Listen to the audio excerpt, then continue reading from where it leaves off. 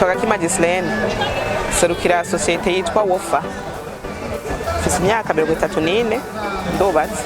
Umugambi wanje ni wo gushona no kugira gestion y'amadeshe couturier, donc ibisigazwa by'ibishonwa tukabihinguramwo ibindi bintu kugira ngo nibigume byonone bidukikije. Umugambi wanje nawutanguye muri 2023, akazi narifise kari gaheze cyambona sinokwicara muhira, usanga mfise impano yo kugira imideli cyantanga umugambi wanje wo gushona, kudandaza ibintu bishonye canke tugakora par commande.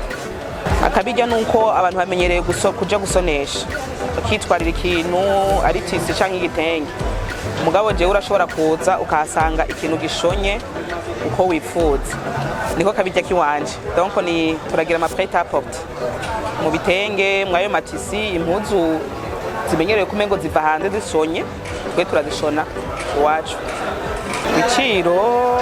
Ibiciro n'ibiciro umurundi wese ashobora gushikirwa, ntibizivye, ntibiba bizimvye cyane kubera ko hako ico kintu gitakara iyo ugishize ku kindi kintu kikavamo ikindi kintu, uba utagiye kugura gushasha bituma ico kintu kizimbuka.